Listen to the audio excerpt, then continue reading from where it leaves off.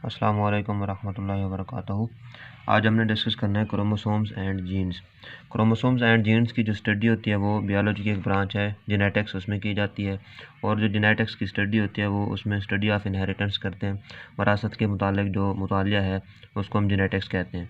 और वरासत बेसिकली एक ऐसी एक बियोलॉजी की ब्रांच है जिससे मुराद वालिदैन से खसूसियात का औलाद के अंदर मुंतकिल होना। The traits and characteristics of parents transfer into offspring that is called genetics. अब ये जो खसूसियात हैं जो जेनेटिक्स के अंदर इनहेरिटेंस का वर्ड यूज़ करें इसको हम स्पेसिफिकली ट्रेट्स कहते हैं।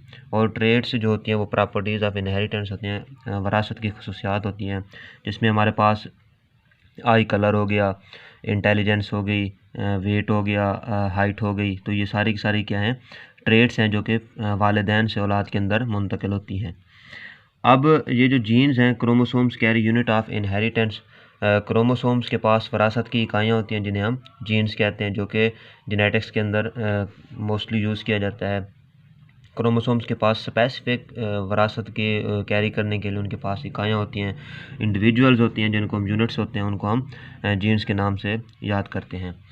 अच्छा जी, अब जो बॉडी सेल्स है वो constant number of paired chromosomes के, हमारे जो इंसानी बॉडी है इसके अंदर जो क्रोमोसोम्स हैं वो जोड़ों की शक्ल में पाए जाते हैं। और इन जोड़ों को जो पेयर्स ऑफ क्रोमोसोम्स हैं इनको हम कहते हैं जी होमोलोगस क्रोमोसोम्स। अब जो हमारी बॉडी है, हमारे पास जो नंबर ऑफ़ क्रोमोसोम्स हैं ये 46 हैं और ये होमोलोगस हैं। होमोलोगस से मुराद एक ही किस्म के क्रोमोसोम्स पाए जाते हैं। अब होमोलोगस क्रोमोसोम्स 46 हैं, अगर पेयर की बात करेंगे तो ये 23 पेयर्स की फॉर्म में होते हैं। अब क्रोमोसोम्स जो होते हैं क्रोमैटिन मटेरियल के बने होते हैं। क्रोमोसोम्स क्रोमैटिन मटेरियल का एक स्पेसिफिक बना होता है जिसको हम सादा अल्फाज में क्रोमैटिन भी कहते हैं। अब ये जो क्रोमैटिन है ये कम्प्लेक्स मटेरियल है, पेचीदा स्ट्रक्चर होती है क्रोमोसोम्स की, क्रोमैटिन की, जिससे क्रोमोसोम्स बनाया जाता है।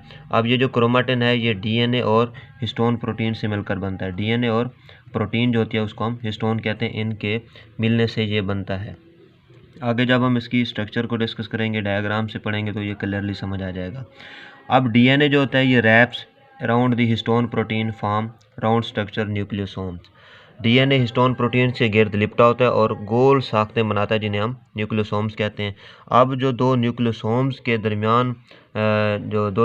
के दरमियान भी डीएनए एग्जिस्ट कर रहा होता है, पाया जाता है।